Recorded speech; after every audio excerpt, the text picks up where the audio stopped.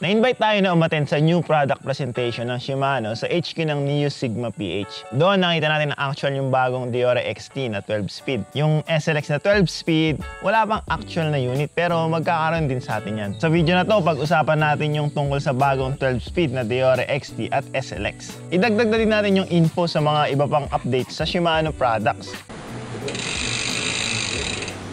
Unahin natin yung Deore XT na bago. 12-speed na to. Dati, 11-speed lang. Trickled down na to nung naunang lumabas na XTR na 12-speed din. Yung crank, hollow, Tech 2, rigid, steep, magaan, at maganda ang rotating performance. Maganda pa tignan. Direct mount na yung chain link. Ibig sabihin, hindi na balls ang tinatanggal. Wala nang integrated na spider sa crank arm na nasa drive side. Isang lock ring na lang na nagkakabit sa chain link at crank arm. May options ka na 28, 30, 32, 34 at 36 teeth na laki ng chain ring sa 1x na crankset. Narrow wide na ito o yung salitan na taba ng ngipin ng chain ring para sa chain retention. Sa Shimano, ang tawag nila dito, dynamic chain engagement. Sa 2x naman, 36-26 lang ang pwedeng pagpilian na chain ring configuration. Yung 12-speed na cassette naman, same ito sa XTR M9100 na inadapt yung microspline technology sa pre-hub body. Ibig sabihin nito, hindi mo pwede magamit yung regular pre-hub na common sa mga hubs ngayon. Itong microspline tech, nagawang mas pag-aanim pa yung hubs para di makapag-accommodate ng 10T na smallest cog. Mas less din ang bite marks o damage ng kagat ng cassette sa aluminum pre-hub body na naka-microspline kasi mas distributed yung bawat splines eh. 1051T ang range ng cassette na pang 1x setup. 1045T naman sa 2x na setup. Medyo lamang sa existing na 1150T setup from other brands yung 1051 ng Shimano. Mas mabigat ang high gear at mas magaan naman sa climbing gear. Dito sa XT, dalawa yung cog na aluminum. The rest, yung 10, steel ang material. Sa XTR, dun yung may titanium na cog. Pero in fairness, sobrang gaan. 470 grams lang dun sa 1051T. 461 grams naman sa 1045T. Para i-match dito, meron ding 12-speed specific na chain. Hyperglide Plus na ang tech na gamit sa setup na to. 33% na mas mabilis ang paglipat ng kadena kumpara sa current Hyperglide tech na Non Plus. Dahil din sa Hyperglide Plus tech, mas smooth, seamless ang shifting at shockless na ang paglipat ng kadena sa bawat cogs. Yung biglang palo ng kadena, wala na daw ganun kaya nagiging continuous lang ang pwersa ng pagpedal kahit mag-shift na ng gearing. Doon naman tayo sa RD. 13T ang size ng bawat pulley sa RD ng M8100. Sealed bearing na. Ito yung RD na may Shadow Plus design. Dahil dyan, mas mabilis at walang hampas ang bawat shift. Low profile ang design, mas less ang RD at chain tension kapag naka-low gear. Tahimik at stable ang drivetrain regardless sa trail condition. Yung FD naman, side swing at front pull na lahat. Merong direct mount, clamp type at E-type na mapagpipilian. Yung design ng FD na to, compatible na sa mga 2.3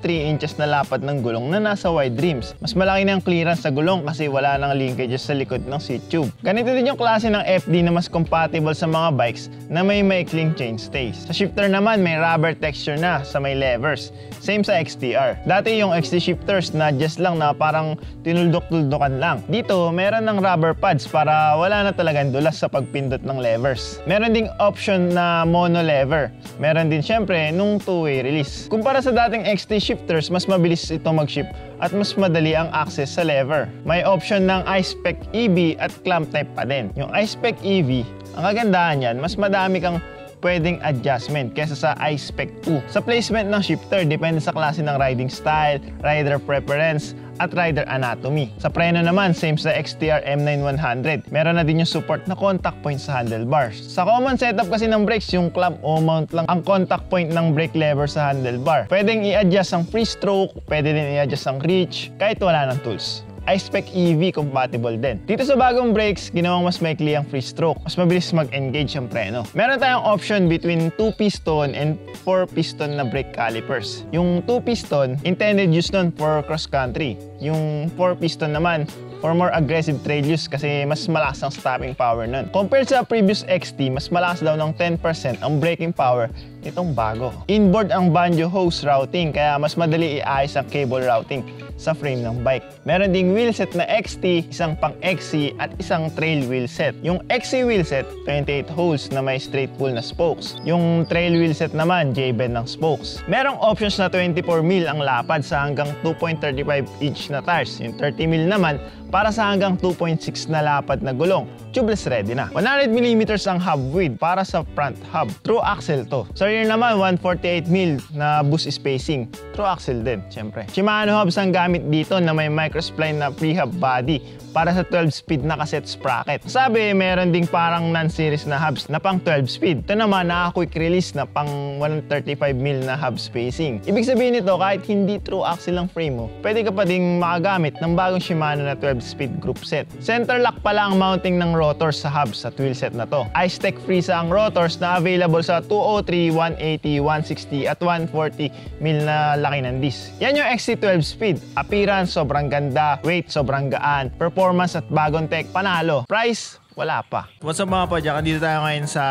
showroom ng Neo Sigma PH para sa product presentation ng mga bagong Shimano products. Lunch break na ngayon. Kanina pinakita sa amin yung mga yung bagong XT na 12 speed, yung bagong SLX na 12 speed at iba pang mga bago from Shimano. Magtatanong tayo na kung ano masasabi nila dun sa bagong SLX tsaka dun sa bagong XT. Kaya let's go! Pinaka natutuwa ko yung gaan. Ito, pag binubuhat ko, hindi ko ma-justify sa video syempre, pero ito, saya. By the way, batok. Ayan o, walang ka-effort sa buhat eh.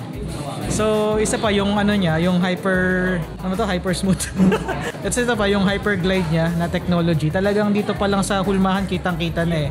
Tapos, syempre yung microspline, talagang panibagong free hub body eh. So, yun lang. Ang hassle lang sa ngayon is wala pang masyadong hubs na nakaganito. So, talagang ilan pa lang eh. As far as I know, Industry 9 DT Swiss pa lang ang nag-a-adapt sa ganitong klaseng technology. So yun, may pros and cons for now, pero siguro in the future, mas madali na para sa atin. Siyempre maganda yung bagong labas. Siyempre mas maganda siya kasi 12 speed na siya eh. Tapos mas magaan pa. Mas maganda yung performance yan, siyempre. Trickled down technology from XTR. So, bringing the high-end technology to the masses, yun na siguro masasabi ko. Mas maganda kaysa sa SRAM GX kasi mas magaan siya. Yun lang ang comment ko, mas magaan siya kaysa sa GX. And they have 51 teeth while GX is only 50. So malaking bagay pa rin yung sangipin. Mas gusto ko yung bago niyang crank arm. Mas gusto ko yung design kaysa dun sa lumang nilabas, which is yung old model na 11 speed. Mas maganda yung, mas gusto ko yung ano niya, arm niya ngayon. Tsaka yung crankset. Yung pinakagusto ko doon yung shifting niya, napakaswabe talaga. Lalo na yung XTR, tapos lightweight na siya. Sa bagong technology na lumabas ngayon ng XT o XTR, pag-aaralan natin para kung paano siya i-promote sa market at paano gagana. Hindi ako kinig sa kanya. Maganda. Mas magaan siya. Tsaka mas laki na yung cogs niya. Yan. Yung nakita ko sa XT ngayon, mas kumbaga mas pinaganda siya. Tsaka ngayon 1051 na siya. So parang pinabilis na. Pwede na rin siya sa road, pwede na rin siya sa pang mountains. Maganda.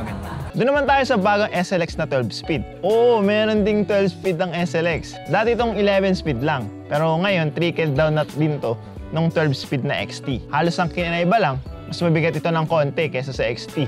Pero expected natin mas mura. Ganun din, Halotech 2 na crankset. Mas limited nga lang ang options sa 1x. 30, 32 at 3040 lang ang pwede mapagpilian na chainring sizes. Sa 2x naman, 3626 lang din. Same sa XT na 1051 at 1045 sa 1x at 2x na setup ng cassette. Hyperglide Plus din. FD at RD, same specs lang sa XT. M8100. Yung shifter lang na iba, walang rubber pads. Textured lang na goit-goit naman. Pero nonetheless, mas okay kasi anti-slip nga ang purpose niyan para hindi dumulas. I spec EB na din para sa wide range of adjustment and cockpit tweaks or setup. Yung brakes, may option din na pang 2-piston at 4-piston.